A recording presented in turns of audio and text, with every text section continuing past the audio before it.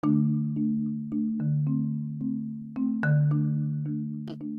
a farmer, a photographer, and a teenage girl, buy a bus, add a dog, and let the adventure begin.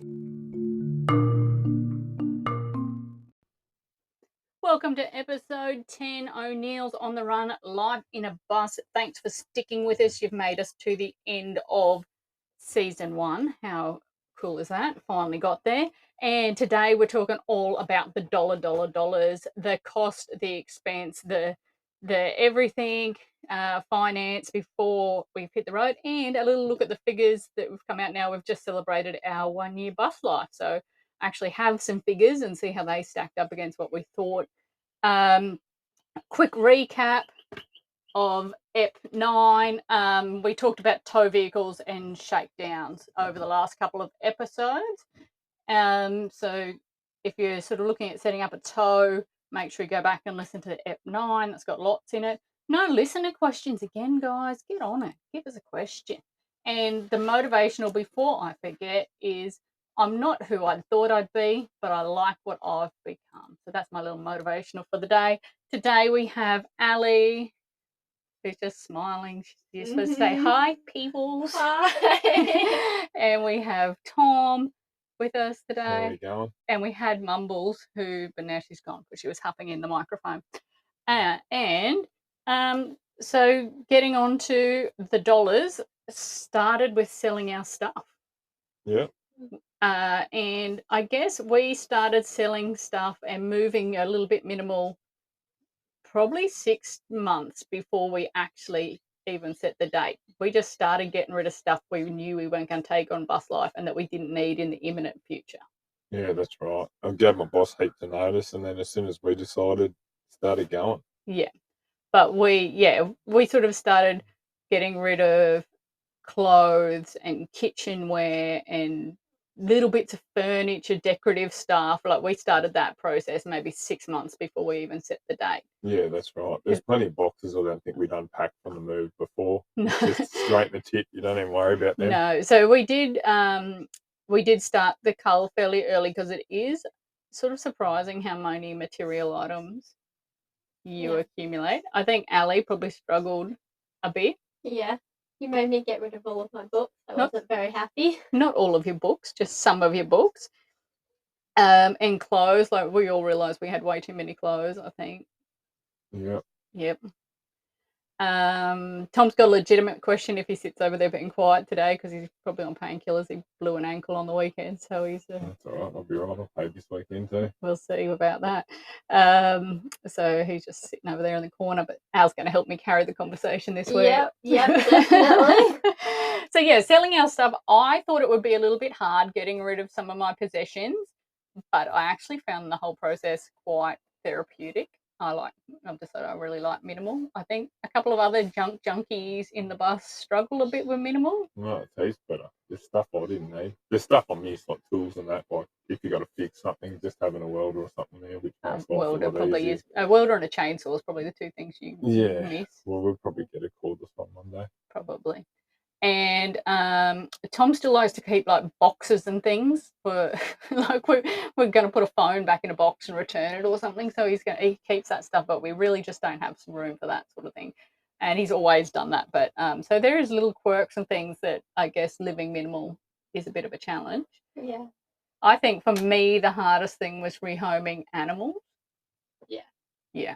I really struggled with my horse, and in the end I just gave him to someone who I know would give him a good life. So, and dogs, we managed to find good homes for everything, but that was definitely the hardest part of leaving a farm. Yeah. And some of the dogs we probably could have taken, like my little Jack Russell, but especially with Buster, that he was quite prey driven, and we probably would have ended up in trouble. But like, there's a few of them we could have taken. Like, we could have taken Bruce over Mumbles, but, Yeah, so Bruce is Mumbles' dad, and I actually think, looking back, he would have made a better travelling dog than Mumbles. He's just a bit more personable and friendly and outgoing, where she gets a bit anxious and nervous about things. So we probably went the wrong way there, but then Bruce was very easy to find a home for because he was personable and he was a good work dog, and he's sort of a sought-after line and a proven dad. And So it was a little bit tricky, especially coming off farm, because we had horses and dogs and dairy cow. Well, not marmalade, but calves. Yeah. So we had quite a lot of pets to rehome. What about you? Just working dogs? Just there wasn't that many dogs. I think there's 4 when we When we- started organized. yeah, Just weren't hard to get rid of. Working dogs are not too hard to rehome. Everyone's always looks for a working dog. And then also before we hit the road, we started the enrolment process for distance education. Now, I do want to do a full distance education episode with Ali, Yep. but talk us through how distance education go. Well, in general, it's very good. I was doing year 11, 6 subjects in about 10 hours a week, which was amazing. And like a lot of like I can do it myself and set my own program. I'm productive when I'm productive. It sets all the time for me to work around it. It's definitely not for everyone. If you aren't self motivated, I suppose it's not a good option. Yeah. Enrolling in distance ed, it is quite a process to get the ball rolling on that. So don't leave it to the last moment. And note, Ali is distance education through New South Wales Education. She is not homeschooled. I'm not Ali's teacher. And we were quite clear, that I didn't want to be Ali's teacher, and Ali definitely didn't want me for her teacher. So distance ed was our choice, and it also means she can get an 8R and a university score and all the stuff that she needs. So, but if you're thinking of doing this, get in and start asking questions and going through the process, because it took us about 3 months from starting the paperwork till we got the clearance that she could actually do distance ed. For secondary school, there's a lot more hoops to jump through than primary school. You should have been a homeschool teacher. We'd No. have a leading YouTube video. There would be domestic and Yeah. someone would be dead. Yeah, Actually, the video of me doing a rant last week was our most watched video on YouTube. It's not swimming or the ocean or dogs or anything. It's me losing my plot at UPair. So, you know, we could have had an angry mum. We always say we're going to make an angry bus driver YouTube channel for Tom, and we're just going to put snippets it's of him. more likely to be an angry mum than an angry bus driver. Snippets of Tom losing his shit in the traffic while driving his bus, but maybe I would have been a bigger hit. Teaching Ali, you would be. You would have had more incidents. And then, sort of on that education front, we all upskilled before we hit the road. So in the 6 months leading up to it, what courses did you do, Tom? Barista, safe handling of food, safe handling supervisor, RSA, RSG. Yeah. And I haven't used any of them. Not yet, no. But that wasn't more for jobs. That was more that we were going to do a coffee van. Yeah. But I think it's good to upskill. So, and then I did the barista safe handling of food RSA. I didn't do my didn't do my RSG. And Ali, you did the safe handling of food for. Which Ali's actually used twice to get a job so far. So 3 times. 3 times. So the safe handling of food Ali's used. And then I also was working in a caravan park. So I'd learnt booking systems and caravan park front office skills. So that was a good thing to have. And I went and got my MR license so I can drive the bus, but that also makes you slightly more employable. Tom already has, what's yours? HC. A heavy combination license. So we did sort of set off with skills that made us employable, especially in some more remote areas or harvest trail sort of jobs, that sort of stuff. We set off with some skills, and we will every week. I've been popping up a little bit of a video what we did for work this week, so keep an eye on that. You'll see us using our skills, but so we do get a lot of questions about how we earn money, and there is a full ep that's going to come about how we earn money on the road, because we do get a lot of questions about that. And then from there, we talked to a financial advisor. Tom and I went and spoke to a financial advisor, and we pretty much just laid out our thoughts, didn't we? Yeah. Yeah. She didn't sort of. She just said, just be aware that if you're going to do this lifestyle, you may be working till you're 70 to pay for it. Yeah. And we just talked about contingency funds and things. So we came to the decision that we should have 3 months of money in the account, or try to keep 3 months of the money ahead in the account at all times, which for us, we said 20 grand was the figure we picked on that. Then we wanted a contingency fund. So if the bus shit its pants and we needed to buy a ute or rent short term or something, if something Emergency fund. a contingency fund, yeah. And we decided the figure we needed for that was 50,000. So that would buy us a vehicle and a caravan, or that would get us out of a pickle, 50 grand. So we took that and we locked that away in. It's an interest-bearing account, and a high interest-bearing account, but it's not locked away in term deposit or anything. So we can access it whenever we need it, and it does earn decent interest. So it does something. We had an investment house that we sold, and then we took the profits from that and put it into a shares account. Yeah. And these shares have sort of, it's been an up and down year, but on the whole, shares have been pretty stable. And just recently, Tom started trading a little bit more, getting a little bit more confidence and a little bit of knowledge, and not overly. But it's pretty confused in the market. Yeah. So, and maybe that's something we'll discuss further on. But yeah, so we do trade a little bit with shares, that sort of, and we don't use the share income money to fund our everyday life. At this stage, we're just growing that shares portfolio, or trying to grow that shares portfolio. We're not tapping into those funds. And we've just passed our 1 year bus life anniversary. So I can actually run through a few of the figures, and we can have a little bit of a chat about what 1 year in a bus actually cost us. So total income, we didn't include Ali's income, but Tom, me, shares, interest, and dividends would come in at 82,320 for the year. Yeah. So, I mean, that's not a great two-person income, but it's not a horrible two-person income. We didn't work 12 months of the year. We didn't work the whole 12 months. No, what do we work about? Barely 5 months in 6 total. probably, I reckon. 6, 7 months. Yeah. I reckon we worked for that. And our total expenses come in at 67,916.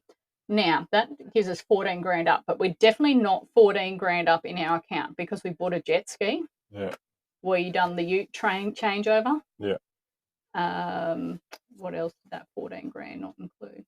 That's probably it, actually, Yeah. pretty much. Yeah, the changing from the motorbikes to the ute and the fit out, we didn't put those costs in. I look at that as an asset rather than a income and expense. And the jet ski, which is going to be sold, fingers crossed, very shortly, so that will come back in to the account, but we don't count that as an income or expense either. But all the regos and changeovers and stuff, they are all expenses. So yeah, out of that, I earned 34,000, Tom earned 46,000, and we earned just over $1,000 in interest for the year. Now, going down through expenses, I sort of worked on it was going to cost us $50 per night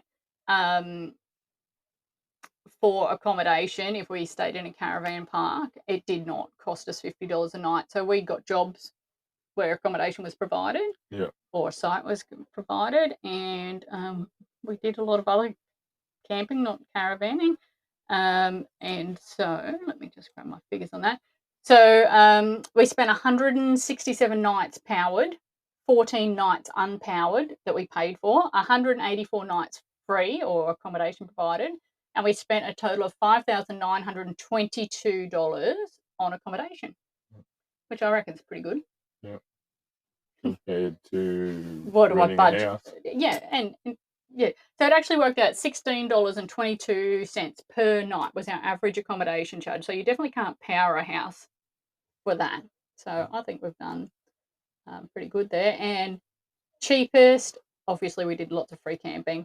And our most expensive, who knows who the most expensive was? It's probably the one before we got to. Well, was it Barra Club? Barra Club was the most expensive unpowered we did.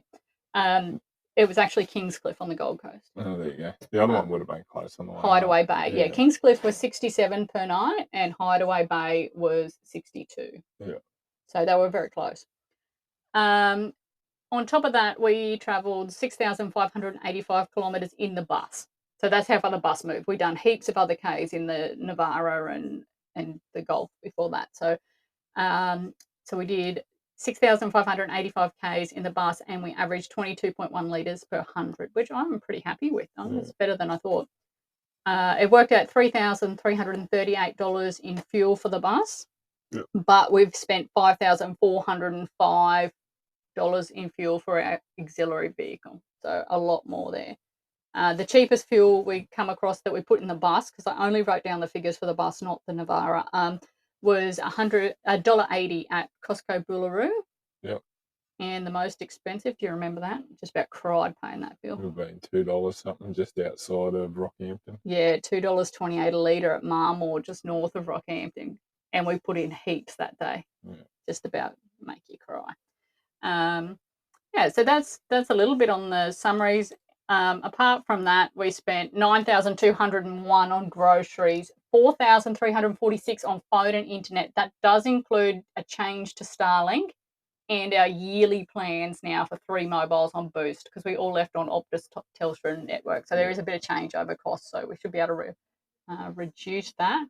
$70 in gas bottles, $903 for subscription TVs, Spotify. That's probably not too bad in the scheme of things. Ali's school was $381, so that includes postage and anytime we have to buy like things for food tech or printing or that sort of stuff, pink printer cartridges. Maintenance and repairs, $6,374. That includes a change to lithium batteries, a new air conditioner, a new generator, new fridge. Yeah. So that's sort of something, and just bits and pieces that we've done along the way, dog chains and little latches and catches and little bits of, so that's not too bad. Mumbles herself did cost us $1,007, the large part of that being desexed after she had a little romantic tryst in Bowen. Yeah. That was a whole thing. Bad figure, we spent $8,742 on coffee and takeaway food, nearly as much as the whole grocery bill. That's all right. Because Thomas is overly fancy and loves a good coffee. I was surprised that we come in at $2,988 for booze. I'm not too bad at that. So that's less than $300 a month. Yeah. The teenager sitting here beside us mouthing alcoholic. She's not saying it, but she's mouthing it. I reckon that's not too bad. No, that's not too bad. The one out of the blue that no one else gets is $1,816 for racehorse fees. I don't think there's anyone else travelling Australia that has racehorse fees. Well, there is. I haven't found any yet, but that's a different one on there. And then outside of that, what do we have? Not much, really. $2,700 for medical and haircuts and things like that, and $3,400 for business expenses or expenses related to us being able to make money, insurances, police checks, some prints and stuff for me to sell through my photography business. So that's the actual cost, and it works out. I said 20 grand is 3 months. So about $6,500 a month. So we're working at about $5,600 a month, or $185 a day. So our 3-month buffer is just under $17,000 for us. And remembering we're 2 adults, a teenager, and a dog. A lot of people tell us we spend a lot, and look, we do. We don't cut shortcuts. If we want to eat out, we eat out. If we want to take a hot air balloon over the Hunter, we take a hot air balloon over the Hunter. Like, we've not missed out, and that's not what we're doing this life for. We're not doing this life to miss out and save pennies. We're living. No, that's right. Life's too short to say next time we'll do it. So that's the figures that we've spent on the year. So I think that post comes out on the social media. If you want to read all that through, it comes out on Sunday. But back onto sort of just the prepping to let go, the hardest thing to let go. Let's go around the table here. So for me, it was my horse, and I desperately miss riding. I do not miss rugging and feeding in the rain and the cold and numb fingers and braiding in the dark, but I do miss riding. I'm very itchy to get in the saddle. What about you, Al? As much as I don't like saying it, I do kind of miss traditional schooling because, feel a bit lonely. But again, that's mostly my issue. I also very much hard to let go of was my books and all my possessions. So yeah. So Ali could make some more friends. I could. But she doesn't really push herself to make friends or push herself out of her comfort zone to find friends. Ali talking to randoms is not her cup of tea. They could be serial killers. They might not be too. Eh. And what about you, Tom? Hardest thing to let go? Probably just my little routine I had. Your Getting routine. out of a little routine. Yeah. And you like going for your walk, your gym friends and things. I think you miss that because coffee in the morning, that sort of thing. Can Just a You little still do routine. coffee in the morning. but he doesn't have his little crew now. Yeah.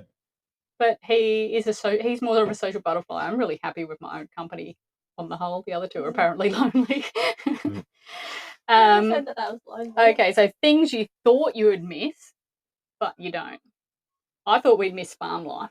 I Yeah. really thought I'd miss big spaces and no neighbours and veg. I do miss gardening a little bit. We've sort of rectified that. I do some paid gardening now, so but Yeah, I thought I'd miss the house, but not really. you just miss not hitting your head. Yeah, that's what I miss. I'm whacking my head every day. It's driving me bananas. And what did you think you'd miss, but you don't? I don't know. You don't know? I know. What did you think you'd miss? A lot of things, and I do miss a lot of things. Do you miss people?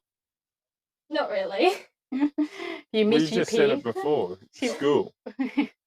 But she does miss that. Do you miss like your peer group as much as you thought? No. Poor peers. No. Actually, Ali actually spent some time with her peers the other day, and she's like, I feel so like mature being away from them, and then when I come back into the group and spend some time with them, I realise they're maybe not so as mature and smart as I thought they were. Yeah. So sorry, Ali's friends, if you're listening. I haven't told them about the podcast, but I never will now. Ah. And what do we actually miss? Ali misses school. Well, I never said I miss school. I miss the forced proximity of it. I miss space because I feel like I'm going insane in here. And Thomas is an a-hole. Ali Yeah, misses it's very privacy, nice. and I think we all do miss privacy a little bit. Yeah, that'd be the main thing. Yeah, Living this close to a teenager. and a teenager this close to her parents. So yeah, we do miss our privacy a little bit. That's probably the biggest thing, living in a small space. Have we got a bus life fun fact for the day? No. Got one out? No. You don't? I was the first bus life back, thank you. Yeah, she can blow a toxic fart with a Makita blower back. There you go. She was the first one. And Tom's got no jokes for us No. today. I think that's us. All right. Enjoy your Thursday again. Yeah. So that brings us to the end of our Preparing to Travel podcast. I'd love to hear your thoughts on anything we've discussed so far. Season 2, we'll just keep going on Thursday, so it'll be next week. Next Thursday will be our next episode as per usual, but it's going to be season 2 and we're going to hit the road. Yeah. So less planning, more travel, and then we'll throw in some random things like a full episode on distance ed and stuff like that as we travel along and working on the road. And so we might do a couple of travel and then a couple of factual ones and a couple of travel. Good luck. I hope you all just didn't hear that on the radio, but Tom just gassed us all out of the bus. Yeah. I'm gonna walk away. Apparently Tom's ass had a bus life fun fact that we all needed to know this week. Yeah. Okay, guys, on that note, I think we're done. Thanks for joining in. See you all again next week when we hit the road. Make sure you follow us on all the social media channels at O'Neill's on the Run and tune in regularly to come along with us on this crazy adventure.